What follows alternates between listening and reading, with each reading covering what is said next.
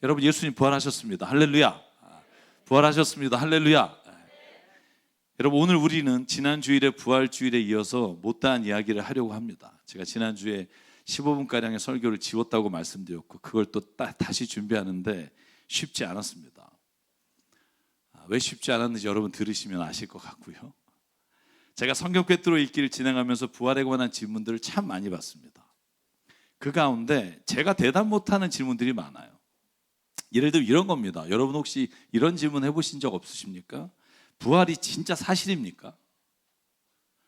예수님이 진짜 부활하셨다면 예수님이 부활하신 모습, 그 육체는 어떤 모습입니까? 성경을 읽어보면 우리의 모습과는 좀 다른데 어떤 모습입니까? 또 우리도 부활합니까? 죽었는데 그럼 무덤에 있다가 죽은 다음에 바로 부활합니까? 심판받고, 아니면 예수님이 오실 때 한꺼번에 부활합니까? 이런 질문을 하신 분이 있어요. 죄송해요, 그런 질문 한 분도 안 한 분도 계실 거라고 생각해요. 부활하면 부활하는 거지 뭘 그런 질문을 하니. 근데 이런 질문을 하는 사람이 꽤 많이 있어요. 마지막으로 예수님 재림하실 때 천국으로 올라갑니까?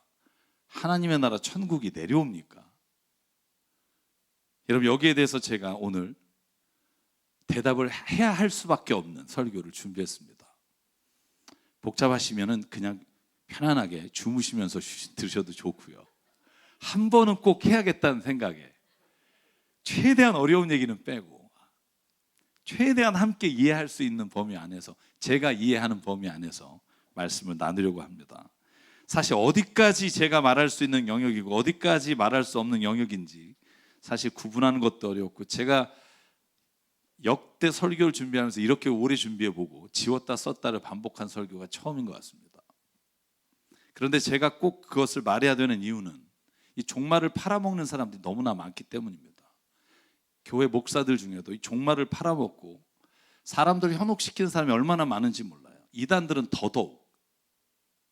여러분, 이 요한계시록이나 오늘 마태복음 24장이나 예수께서 부활하시는 요한복음 말씀을 읽을 때, 사도행전 1장 9절을 읽을 때, 여러분 우리가 집중해야 되는 건 그 나오는 단어들이 아니고 거기에 나오는 숫자가 아니고 그것을 말씀하시는 하나님에게 집중해야 된다고 저는 믿습니다. 왜 이야기를 할 수밖에 없냐 하면 너무나 이 땅에 이 종말에 관한 이야기, 재림과 부활에 관한 이야기로 정말 자기도 모를 뿐만 아니라 해서는 안 될 이야기로 사람들을 현혹시켜서 여러분들을 함께 지옥으로 데려가는 사람들이 많기 때문입니다. 오늘 설교가 그래서 좀 안드로메다 같을 거예요. 안드로메다. 좀 별 얘기도 나오고. 그런데 여러분 좀 힘들다 생각하더라도 집중해 주시면 오늘 우리가 나누려고 하는 마지막 지점까지 함께 갈 수 있을 겁니다.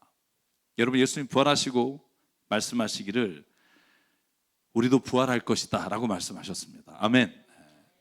요한복음 14장 1절에 근심하는 제자들, 이제 예수님이 이 땅을 떠나신다는 말을 듣고 근심하는 제자들에게 뭐라고 말씀하시냐 하면, 지난주에 이 말씀을 읽었습니다. 너희는 마음에 근심하지 마라. 하나님 믿니? 나를 믿어. 내 말을 믿어라. 네가 이해할 수 없을 거야. 그런데 믿어. 믿으면 보일 거야. 내 아버지 집에는 있을 곳이 많다. 그렇지 않으면 내가 너에게 있을 곳을 마련하러 간다고 너에게 말했겠느냐? 나는 너희가 있을 곳을 마련하러 간다. 내가 가서 너희가 있을 곳을 마련하면 다시 와서 너희를 나에게로 데려가서 내가 있는 곳에 너희도 함께 있게 하겠다. 아멘. 이 말씀이 그러면 어떻게 이루어질까? 여러분, 오늘 저희가 읽은 말씀, 누가복음 24장의 말씀을 가지고 함께 이야기를 나누려고 합니다. 여러분, 누가복음 24장 엠마오로 가는 두 제자라는 제목으로 알려져 있는 본문이에요. 여러분, 예수님이 부활하셨어요. 무덤에 머물러 있지 않고 부활하셨어요. 여러분, 그때 부활하신 예수님께 달려가서 그 무덤을 본 사람들은 누구죠? 제자들인가요? 아니요. 제자들은 안 갔어요. 여자들만 갔어요. 여인들이 궁금해서 시신이라도 좀 치울까 하는 마음으로 갔어요. 부활에 대해서 꿈도 꾸지 않았어요. 여러분, 누가복음 24장 8절을 보면 여자들이 예수의 말씀을 회상했어요. 아, 내가 사흘 만에 다시 살아나겠다. 혹시 갔어요. 그들이 무덤에서 돌아와서 11 제자와 그 밖의 사람들에게 갔다 온 이야기를 합니다. 천사들이 우리에게 말했습니다. 그는 부활하셨다고. 여러분, 그러나 11절 사도들은요, 이 말이 어처구니 없는 말로 들렸으므로 여자의 말을 믿지 않아요. 단 한 명도 이 말에 귀를 기울이지 않아요. 어쩜 우리랑 비슷한지, 그죠? 부활하셨습니다, 할렐루야, 아멘. 근데 집에 돌아가면 안 믿어요. 제가 여러분 알아요. 부활하셨다는 걸 믿으면 이렇게 안 살아요. 이렇게 못 살아요. 왜? 부활하신 주님과 사는데. 제가 지난주에 말씀드렸죠. 예수님과 함께 죽으려고만 하지 말고 좀 예수님하고 함께 살자. 아멘. 살아야 돼요. 살아서 우리가 주님과 함께 살라고 부활하신 거라고요. 여러분, 제자들 중에 한 명도 믿지 않아요. 어처구니 없다 생각해요. 그래서 어떻게 돼요? 12명의 제자와 누가복음에 보면 70인의 제자가 모두 다 자기 집으로 돌아가요. 사랑 여러분, 누가복음 24장 12절, 베드로는 무덤에 가봤어요. 가봤는데 없네? 그리고 집에 갔어요. 끝. 뭐 거기서 천사를 만나거나 대화를 하는 게 없어요. 무덤에 갔으나, 몸을 굽혀 보았으나 그저 시신이 감겼던 삼배만 있는 걸 보고 이상히 여기며 집으로 돌아가요. 갈릴리에 가서 뭐해요? 다시 고기 잡다가 예수님 만나잖아요. 오늘 본문에 나오는 엠마오로 가는 두 제자는요, 성경에 나오는 어떤 제자인지는 알지 못하지만 제자 두 사람은 엠마오가 집이었던 것 같아요. 여러분, 엠마오는요, 거리상으로 보면 예루살렘에서 11km에서 15km, 어떻게 가느냐에 좀 다르지만 그렇게 멀지 않아요. 3-4시간 걸어가면 되는 곳이에요. 엠마오로 걸어가고 있었어요. 여러분, 그때 예수님이요, 그들이 얘기하고 있는데 옆에서 끼신 거예요. 야, 15절 보실래요? 그들이 얘기하고 있는데 예수께서 가까이 가셔서 그들과 함께 걸으셨어요. 뭐 이런 거예요. 여러분, 예수님 두 사람이 얘기하는데 갑자기 이렇게 오셔서 그래 그랬어 이러면서 걷는 거예요. 근데 더 재밌는 건 그들은 예수님인지 꿈에도 몰라요. 왜? 부활을 상상도 해본 적이 없으니까. 16절, 그들이 눈이 가려져 예수를 알아보지 못하였다. 17절, 예수께서 그들에게 물으셨다. 당신들이 걸으면서 주고받은 이 말은 무슨 이야기입니까? 다 들어놓고, 죄송해요, 제가 이런 표현 쓰는 건 좀 젊은 분들에게 이해하기 쉬우라고. 다 들어놓고 쌩까시는 거예요. 못 들은 척. 뭔 얘기 중이에요? 그러니까 뭐라고 대답을 해요? 22절, 우리 가운데 몇몇 여자가 우리를 놀라게 했습니다. 그들은 새벽에 무덤에 갔는데 그의 시신을 찾지 못하고 돌아와서 하는 말이 천사들의 환상을 보았다는 겁니까? 여러분, 여기서 주목해야 될 대목이 있어요. 천사를 만났다고 얘기하지 않아요. 천사의 환상을 봤다 그래요. 왜? 부활하신 주님을 믿지 않으니까. 환상을 봤다고 생각해요. 그 여자들이 환상을 봤는데 예수가 살아계시다는 겁니다. 그래서 몇몇 사람이 무덤에 갔어요, 베드로를 비롯해서. 그런데 그 여자들이 말한 대로 시신은 없었는데 부활한 주님은 만나지 못한 거예요. 아, 누가 훔쳐갔구나. 그리고 자기의 집으로 가는 길이에요. 여러분, 예수님이 그때 시침이 또 뚝 떼고 묻습니다. 25절, 어리석은 사람들입니다. 예언자들이 말한 모든 것을 믿는 마음이 그렇게도 무뎌졌단 말입니까? 성경에서 예수가 부활한다고 도대체 몇 번을 말했습니까? 예수가 그렇게 두 제자에게 말해요. 성경에 예언자들이 말한 걸 들어본 적이 한두 번이 아닐 텐데 왜 그걸 깨닫지 못합니까? 26절, 그리스도가 마땅히 이런 고난을 겪고 자기 영광에 들어가야 하지 않겠습니까? 그래야 하나님이 말씀하신 약속이 완성되지 않겠습니까? 그리고는 27절, 모든 모세와 예언자들에 관한 자기에 대한 이야기를 그들에게 설명해 주기 시작합니다. 할렐루야. 사랑하는 여러분, 부활이 믿어지지 않으실 거예요. 부활을 알려고 하면 할수록 도대체 어떤 게 부활인지에 대해서 여러분 애매할 거예요. 그런데 그때 오늘 두 제자처럼 예수님께 물으십시오. 예수님은 절대로 후히 주시고 꾸짖지 않으시는 주님께서 여러분의 질문에 깨달음을 주시고 알게 하는 은혜가 있을 줄 믿습니다. 그게 성경을 읽는 사람이 받는 은혜예요. 다 이해해서 우리가 믿는 게 아니에요. 이성적이고 합리적이고 과학적으로 우리가 측량 가능해서 믿는 게 아니에요. 우리에게 깨달음을 주셨기 때문이에요. 깨닫는 것과 검증하는 건 달라요. 여러분, 검증은요, 우리가 눈에 보이는 것들을 통해서 하는 거예요. 깨닫는 것, 눈에 보이는 것과 눈에 보이지 않는 것을 통틀어 알게 되는 걸 깨닫는다고 말해요. realize라고 말하죠. 이게 좀 다른 의미가 있습니다. 왜냐하면 우리는요, 눈으로 볼 수 있는 게 한정적이기 때문에. 사랑하는 성도 여러분, 오늘 예수님의 부활에 대해서 우리가 이야기를 나누고 있습니다. 여러분, 부활을 알고 믿는 사람 세상에 없습니다. 믿으니까 보이는 거예요. 그런데 쓸데없이 잘못 믿으면 안 돼요. 여러분, 이것도 조심해야 돼요. 맹신은요, 믿음이 아니에요. 우리가 질문할 수 있는 건 질문하고, 우리가 질문해서 대답할 수 없는 영역에 대해 하나님께 의지하는 게 믿음이에요. 우리가 알 수 있고 우리가 대답할 수 있는 것조차도 왜곡시키고 그것을 잘못 전하는 걸 이단이라고 말해요. 그러나 우리가 다 알지 못하는 영역에 관해 성경에서 말한 것들을 믿는 게 믿음이에요. 여러분, 저는 21세기에 과학과 천문학이 발달된 게 얼마나 은혜인지 몰라요. 할렐루야. 찝찝한 아멘이네요. 그죠? 과학이? 저는요, 미국에서 또 한국에 돌아와서 계속해서 공부하는 게 천문학 쪽이에요. 과학 쪽인데. 근데 제가 하면 할수록 느끼는 게 있어요. 뭐냐 하면, 와, 진짜 21세기 과학이 하나님에 대해서, 예수님의 부활에 대해서 이렇게 우리가 이해할 수 있게 만들어가고 있나 하는 놀랄 때가 있어요. 여러분, 오늘 이야기를 좀 더 볼게요.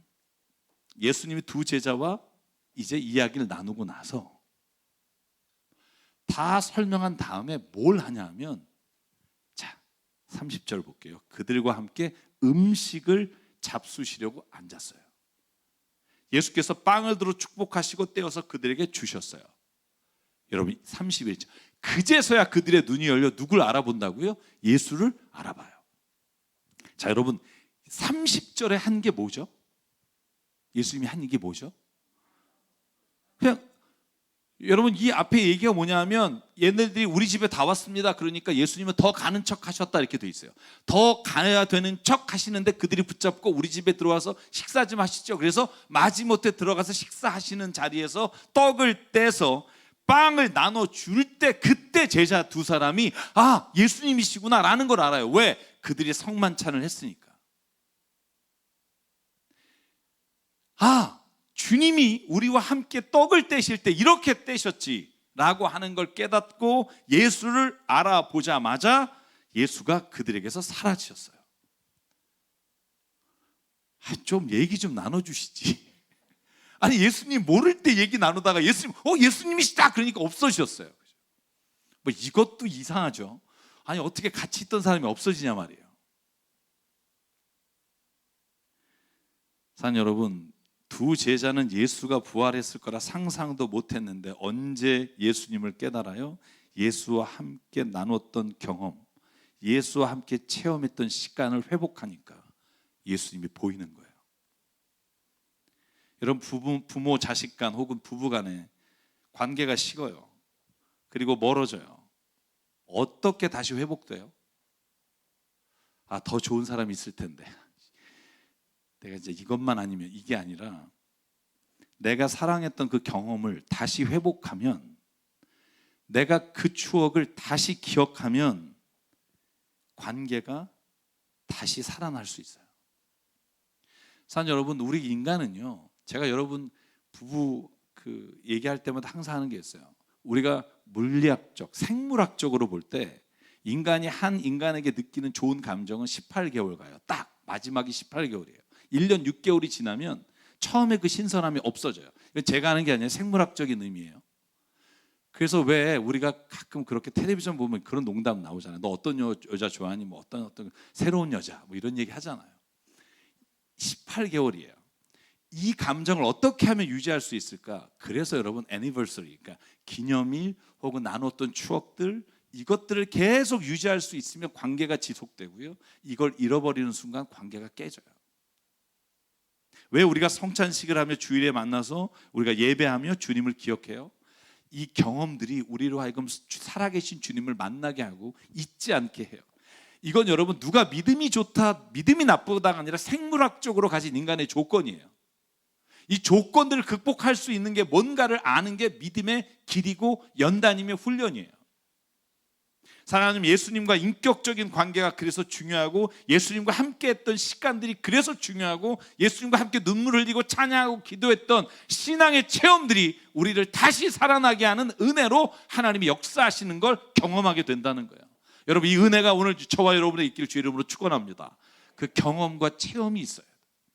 여러분, 누가복음 24장 32절, 그들이 예수께서 떠나시고 난 다음 예수를 더 이상 볼 수 없을 때 뭐라고 말해요? 길에서 그분이 우리에게 말씀하시고 성경을 풀이해 주실 때 우리의 마음이 뜨겁지 않았더냐. 할렐루야. 뜨겁지 않았더냐. 너도 뜨거우니 나도 뜨거웠어. 그리고 뭐 해요? 엠마오로 가자마자 다시 예루살렘으로 돌아가요. 왜? 주님 살아계시구나. 내 주님 살아계시구나. 부활하셨구나. 그리고 예루살렘으로 그냥 버선발로 올라가는데 그때 누굴 만나요? 재밌습니다. 여러분, 33절에 보니까 나머지 11명의 제자들도 함께 와 있는 거예요. 왜? 그들도 부활하신 주님을 만났거든요. 다 자기 집으로 흩어졌다가 다시 모인 거예요. 왜? 부활하신 주님, 살아계시구나. 할렐루야. 살아계시구나. 여러분, 우리가 신앙생활하고 예배드리고 우리가 믿음의 자리에 나올 때 이 마음이 필요해요. 하나님 살아계십니다. 아멘. 하나님 살아계시구나. 내가 지금 역경과 힘든 일 때문에 내가 내 마음속에서 하나님을 그리지 않고 하나님을 기대하지 않았으나 내가 다시 하나님을 만나게 되면 다시 우리가 주님의 자리로 돌아가게 돼요. 왜? 그거보다 더 큰 기쁨과 그 경험은 세상에 없는 걸 알기 때문에. 세상이 줄 수 있는 게 아니니까. 여러분, 34절에 그래서 주님께서 확실히 살아나셨다라고 모두들 말해요. 그래서 그 두 사람도 말합니다. 자기가 겪은 일과 빵을 뗄 때 비로소 예수님 알아본 이야기를 나누게 돼요. 여러분, 여기서 질문이 있어요. 왜 두 제자는 엠마오로 가는 길에서 예수님과 만났음에도 알지 못하다가 성만찬을 할게 알게 됐을까? 그리고 어떻게 예수님 갑자기 사라졌을까? 여기에 대한 제 대답은 저도 잘 모르겠습니다. 명확하죠? 저도 몰라요. 나중에 이야기는 더 하도록 하죠. 부활하신 주님이 요한복음 20장에 보면 제자들에게 나타나는 장면도 있어요. 이 장면은 더 이해하기 어려워요. 왜? 한 19절 보실래요? 자, 제자들이 모여서 있습니다. 어떻게 있냐면 무서워요. 왜 무서울까요? 무섭죠.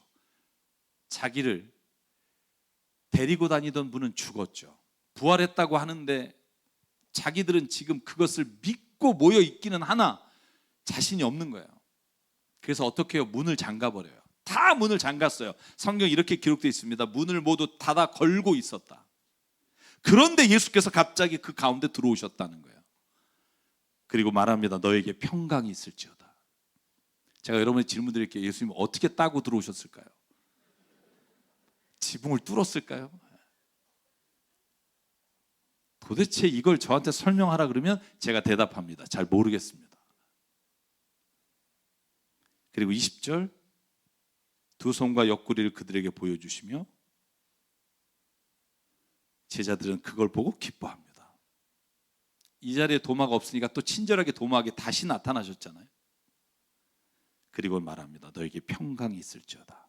아버지께서 나를 보내신 것 같이 나도 너희를 보낸다. 사랑하는 여러분, 언제 평강이 있냐면요, 주님이 내게 왔을 때 평강이 와요. 우리에게 즐거움은 줄 수 있어요. 세상의 것들이. 돈, 아니면 뭐 우리가 좋아하는 뭐가 있을까요? 술, 여러분 좋아하는 거 다 대보십시오. 즐거움은 줄 수 있어요. 근데 평안은 줄 수 없어요. 평안이란 단어가요, 우리가 아무 때나 쓸 수 있는 단어가 아니에요. 나 참 편안하다는 돼요. 그런데 평안이란 단어는요, 하나님이 임재하실 때, 하나님의 영광이 있을 때 주시는 단어예요.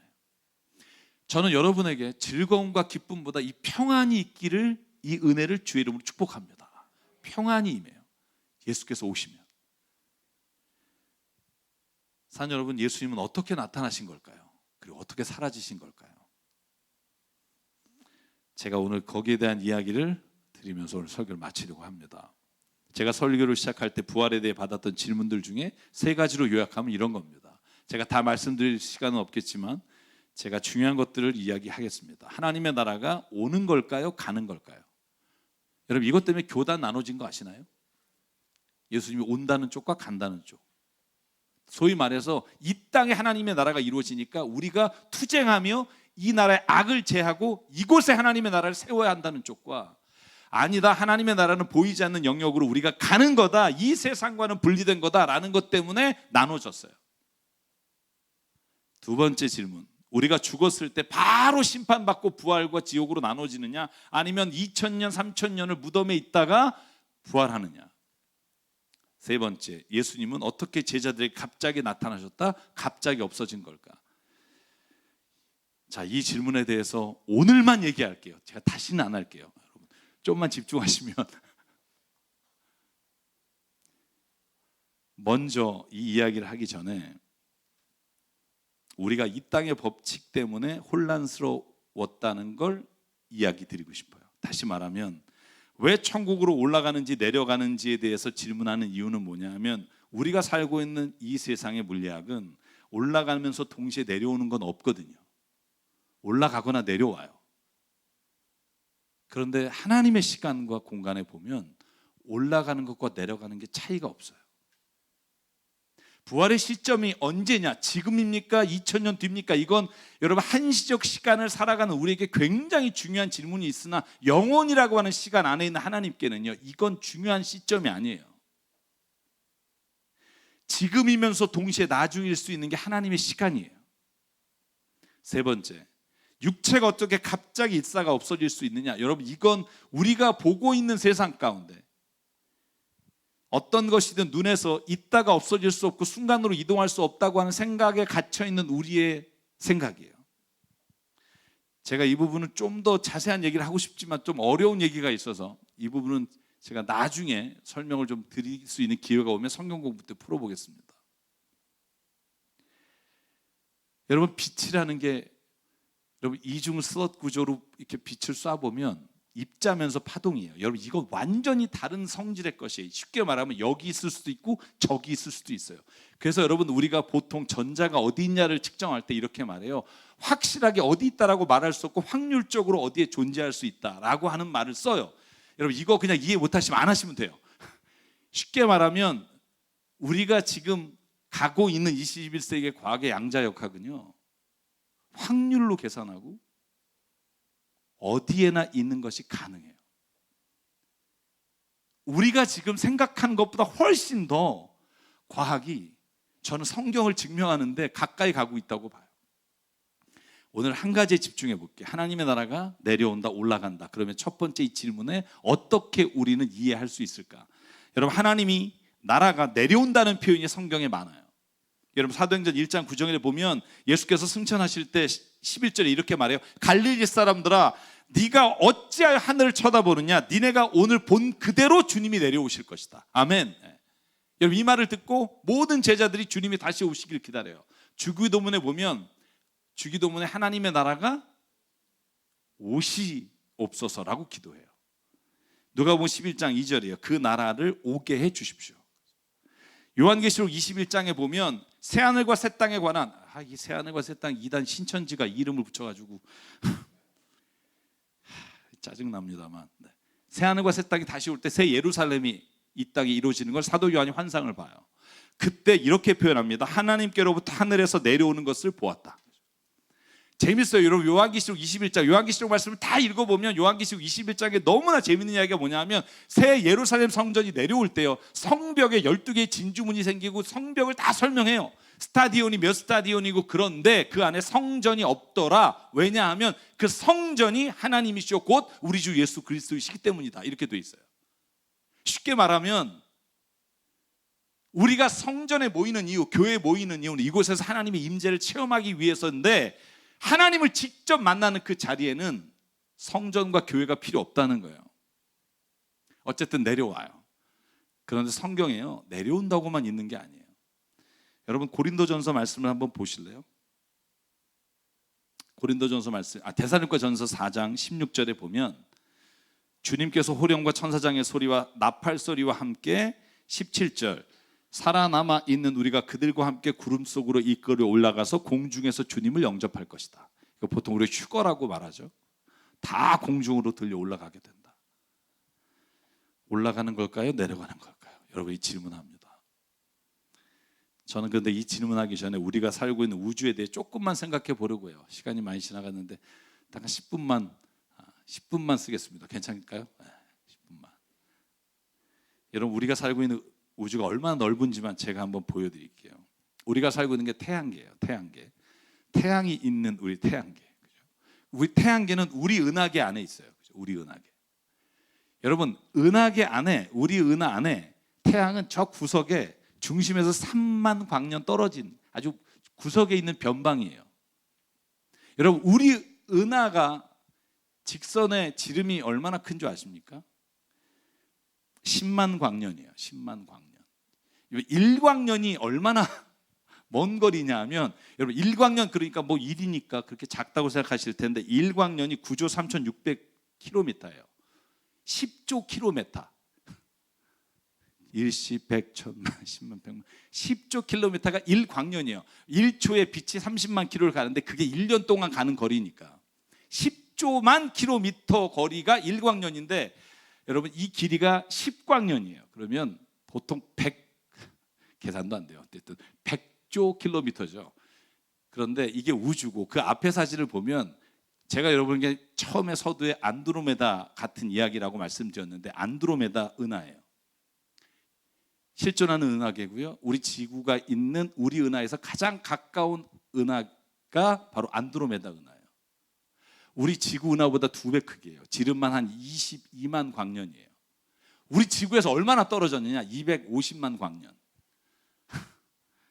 이건 키로로 할 수가 없어요. 어마어마한 거리에 떨어졌어요. 그러면 우리 은하 안에 별이 몇 개냐? 4천억 개예요. 우리 은하에만. 저쪽에 그러면 안드로메다 안에만 별이 몇 개냐? 1조 개 가까이 돼요. 8천억에서 1조 개. 그러면 이런 은하가 우주에 몇 개냐? 4천억 개. 지금 우리가 광학 현미경으로, 광학 그 망원경으로 볼 수 있는 게 4천억 개예요. 제가 말하면서도 이게 도대체 수치가 계산이 안 되는데, 근데 제가 말한 이 별이라는 건 스스로 빛을 내는 별을 말해요. 항성을 말해요. 우리 지구는 별이 아니에요. 빛을 못 내요. 태양의 빛을 받아서 내요. 이걸 행성이라고 해요. 행성은 그러면 몇 개냐? 여러분, 우리 은하에만 행성만 2조 개가 넘어요. 2조 곱하기 4천억을 해보시면, 제가 계산하기 힘들어서 국제천문학연맹에서 2003년 발표한 걸 불러드릴게요. 이 우주에 현재 광학 망원경으로, 한 전파 망원경으로 볼 수 있는 항성의 총수, 스스로 빛을 발하는 태양과 같은 행융합을 하는 별은 7의 22승입니다. 7의 22승. 제가 오늘만 집중해 달라 그랬죠. 7의 22승은요, 공이 22개예요. 자, 단십, 백, 천만, 십만, 천만, 백억, 경조. 14개째가 경해예요. 해. 그 14개 이상부터는 아예 몰라요. 명칭은 있더라고요. 22개가 붙어야 돼요. 7에. 제가 왜 이런 말씀 드리냐면, 하늘나라로 올라간다고 할 때 어디까지 올라갈까요? 어디까지? 여러분, 우리나라와 대척점을 이루는 나라가 있어요. 대척점이 뭐냐 하면 경도와 위도가 반대인 나라. 그래서 여러분, 저 정반대에 있는 나라를 한번 찍어보니까 어떤 사람이 이걸 그려놨는데 너무 감사해요. 다음 그림인데, 대한민국에서 머리를 박으면 저 우루과이에서 나와요. 우루과이에서 이렇게 나와요. 얼마나 이해하기 쉽게 해놓으셨는지. 그죠? 자, 그러면 그리스도인이 부활해요. 하나님의 나라에 올라가요. 올라갈 때 우리나라에서 올라가고 우루과이에서 올라가면 어디서 만날까요? 서로 반대로 갈 텐데 어디서 만날까요? 여러분, 내려온다고 할 때, 하나님의 나라가 임재할 때, 그러면 한국 시간으로 우리나라에 내려오시면 우루과이에는 언제쯤 가실까요? 여러분, 제가 이걸 여러분에게 반드시 말씀드리는 이유는, 이단들이 예수님 오신다, 몇 시에 어디 오신다, 이 말이 얼마나 허무맹랑한 이야기냐 하면, 조금만 우리가 이해를 해보면 이 말 자체가 말이 안 된다는 걸 알 수 있어요. 그런데 그걸 가지고 장사하는 사람들이 얼마나 많은지 몰라요. 왜 예수님께서 그날과 그때는 나도 모른다, 육체를 가진 나도 아니라 오직 하나님만이 아신다라고 말했을까요? 올라간다 내려간다, 시간이 지금이다 그때다라는 표현은 우리가 살아가는 이 세상에서 물리학의 원칙 안에서 살아가는 우리에게 적용되는 단어지 하나님에게는 그 말이 적용되지 않아요. 사랑하는 여러분, 요한계시록 21장 1절과 2절에 보면 그래서 사도 요한이 뭐라고 말하냐 하면 1절, 나는 새 하늘과 새 땅을 봤는데 그건 이전의 하늘도 아니고 이전의 땅도 아니고 바다도 다 없어진 또 다른 새 하늘과 새 땅이다. 그래서 새 하늘과 새 땅이라는 말을 붙이는 거예요. 우리가 보고 듣고 경험하거나 관측할 수 있는 세상이 아니라 하나님이 우리에게 새롭게 주시는, 쉽게 우리가 이해하려면 차원이 다른 나라가 우리 안에 임하는 거예요. 여러분, 반대로 말하면 그 차원이 다른 하나님의 나라는 이미 우리 안에 임해 있다는 거예요. 믿으십니까? 우리의 눈을 열면 하나님의 나라가 보인다는 거예요. 여러분, 이건 제 말이 아니라 성경의 모든 사도들이 하나님의 나라를 봐요. 어디에서? 이 땅에서. 어떻게 봐요? 믿음의 눈으로 봐요.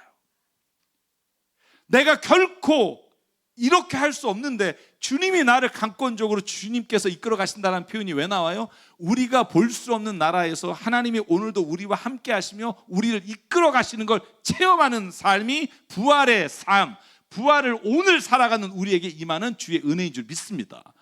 오늘 여기에서 체험할 수 없는 부활은요, 죽어서 체험할 수 없어요. 왜냐하면 이미 다른 차원으로 주께서 성령으로 우리와 함께 하시고 성령 보혜사께서 우리가 힘들고 지칠 때 우리에게 말씀해 주신다는 거예요. 사랑하는 여러분, 21세기 과학이 발전된 게 전 너무 감사해요.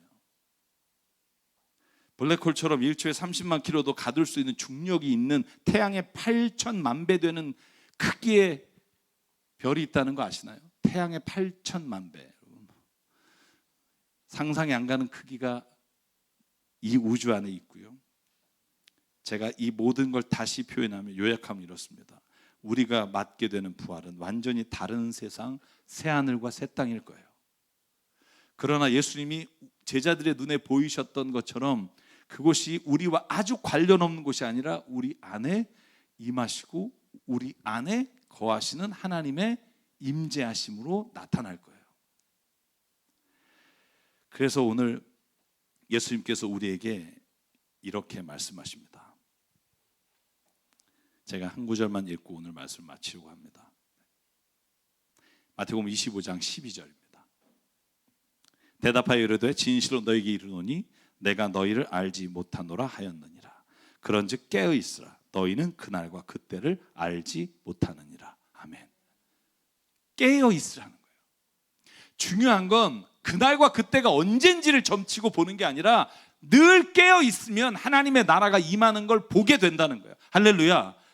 지금 이 순간에도 여러분, 내가 지질이 정말 저 인간 때문에, 저 일 때문에 라고 보였던 그게 하나님의 나라와 하나님의 눈으로 이 세상을 보면 그 일에 하나님의 역사심이 드러나게 된다는 거예요. 누굴 통해? 믿는 사람을 통해. 할렐루야. 여러분, 바꿀 수 있어요. 저와 여러분이 우리의 삶 가운데 이루어지고 있는 모든 힘든 것과 비참한 것들 예수 그리스도의 능력 안에 하나님의 눈으로 바꿀 수 있어요. 어떤 사람이 주님의 부활의 임재를 지금 체험하고 그 나라를 살아가는 사람은 이 땅에서 하나님의 주신 그 나라를 보며 살아갈 수 있어요. 제가 부활절마다 늘 하는 말씀 있죠. 어머니 뱃속에서 10달 동안 있으면서 이 바깥 세상에 이러려고 상상도 못 해본 우리잖아요. 부활이 어떨 것이라고 우리는 상상도 못해요. 근데 주님이 말씀하세요. 내가 그때까지 너와 함께 있겠다. 그리고 그 하늘과 그 땅을 내가 너에게 주겠다. 우린 이 말씀을 믿기만 하는 거예요. 사랑하는 여러분, 이단이나 종말을 팔아 장사하는 사람들이 유혹에 빠지지 말고요, 오늘 여기에서 하나님의 나라 천국을 사는 은혜가 있기를 바랍니다. 사랑하십시오. 섬기십시오. 베푸십시오. 그 나라의 법칙으로 사십시오. 세상에 살아가는 법칙이 아니라 그 나라의 법칙을 보고 살아갈 때 이 땅에 하나님의 나라가 동시에 임하는 것을 보게 될 겁니다. 저는 그 믿음 가지고 눈을 열며 이 땅에서 하나님의 영광을 바라보기를 바라면서 이 찬양 부르고 싶습니다. 나는 주의 영광을 보내. 내는 주의 영광을 보내. 우리 가운데 계신 주님. 여러분, 이게 뜬구름을 잡는 소리가 아니라 우리의 눈을 열면 지금 여기에 하나님의 영광이 임하고 계심을 봐요. 저는요, 여러분 한 분 한 분이 어떠한 삶을 사는지 몰라요. 어떻게 힘들고 얼마나 죄를 졌는지 제가 다 몰라요. 그런데 전 한 가지는 알아요. 여러분의 얼굴에 하나님의 영광이 임하고 있어요. 내가 그걸 거절하느냐 아니면 그 영광 안에 살고 있느냐, 여러분 그건 내가 하나님 안에서 결단하며 나가야 되는 거예요. 눈에 보이지 않지만 그러나 더 눈에 보는 것보다 명확한 게 있어요. 사랑이에요. 눈에 보이지 않지만 명확한 게 있어요. 주의 나라가 오늘 여기에 우리를 통해 임해요. 우리의 가정에 임해요. 그걸 바라보고 사는 자에게 이 찬양 하실 때 하나님 정말 우리가 그 나라를 바라보며 살길 원합니다. 내는 주의 영광을 보내. 나는 주의 영광을 보내.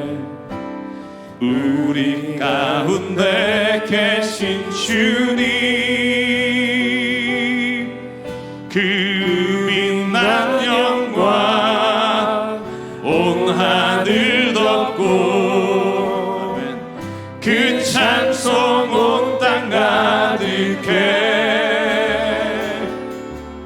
내는 주의 영광을 보내. 찬송 가운데 서신 주님의 얼굴을 온 세상 향하네. 권능의 발을 드셨네. 주의 영광 이곳에 가득해. 우린 선의 주님과 함께 찬양하며 우리는 전진하리. 모든 열방 주 볼 때까지. 우리 일어나서 한번 더 고백할게요. 나는 주의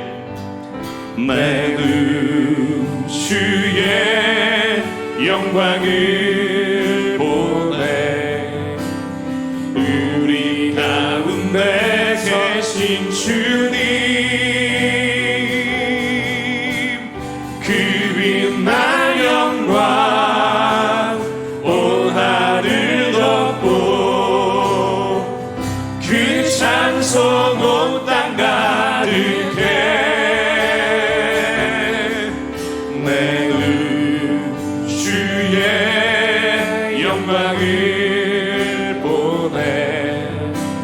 찬송 가운데 서신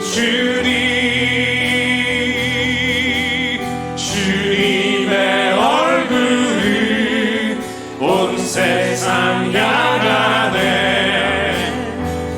권능의 발을 드셨네. 주의 영광 이곳에 가득해. 우린 선의 주님과 함께 찬양하며 우리는 전진하리. 모든 열방 주 볼 때 하늘 아버지 우리 새롭게 하사. 하늘 아버지 우리 새롭게 하사.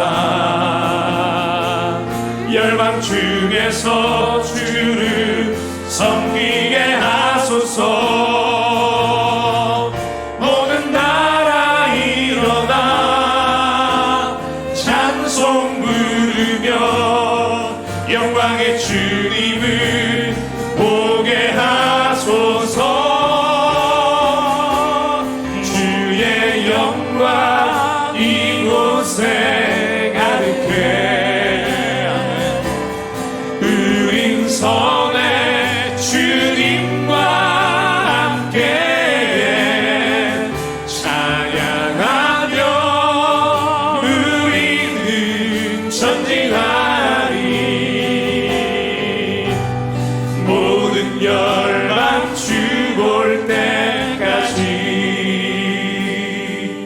시간 함께 잠깐 기도하실 때 하나님 우리의 믿음의 눈을 열어 부활의 주님을 보기 원합니다.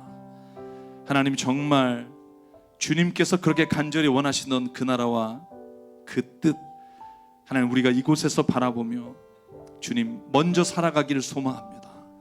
주님이 오시고자 약속하신 그때 우리가 모두 주님과 함께 하나님의 나라를 경험하며 살아가길 소망합니다. 이 시간 우리가 기도하실 때 내 안에 하나님 믿음의 눈을 열어 지금 내 안에 우리의 가정에 우리 교회에 우리 모든 이 땅에 주의 살아계심을 볼 수 있게 하여 주시고 늘 그 마음을 가지고 이 땅을 살아가는 자 되게 해달라고 이 시간 한 목소리로 주님 앞에 이 시간 결단하며 기도하겠습니다. 상관의 하나님 감사합니다. 오늘도 이 시간 주님께서 우리에게 눈을 열어주시옵소서. 아버지 하나님 우리의 눈을 열어 지금 이 시간 함께 하시는 주님을 보게 하여 주시옵소서. 아버지 하나님 우리를 열어 하나님이 이 땅에 온전히 서 계시며 하나님 오늘도 이 땅에 밟고 계시며 아버지 하나님 온전히 주님이 거룩한 통치자로 계심을 하나님 보게 하여 주시옵소서. 아버지 하나님 이 땅에 하나님의 주시는 것과 하나님의 모든 열반 주볼 때까지 하나님 주시기 원합니다. 주의 영광 이곳에 가득해 우리가 정말로 하나님 우리 안에 하나님 우린 섬에 주님과 함께 성령 아버지 오늘도 우리 찬양하며 우리는 전진하리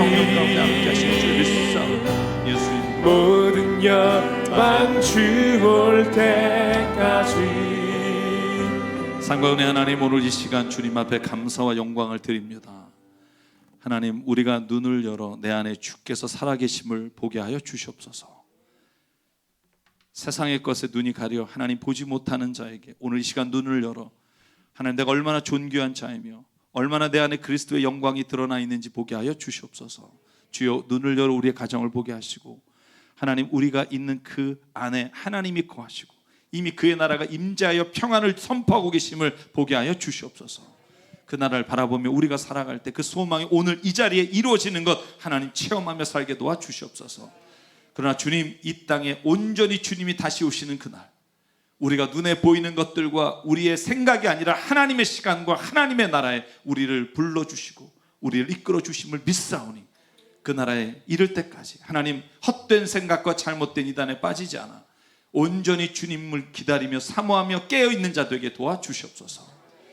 이 시간 주님 주께 받은 모든 것 우리의 생명과 시간과 달란트와 물질이 주님의 것임을 알아 이 시간 주님께 드립니다. 이 모든 예물 받아주시고 하나님의 나라와 뜻을 위해 사용하게 하여 주시옵소서. 모든 말씀 예수 그리스도의 이름으로 간절히 기도드립니다. 아멘.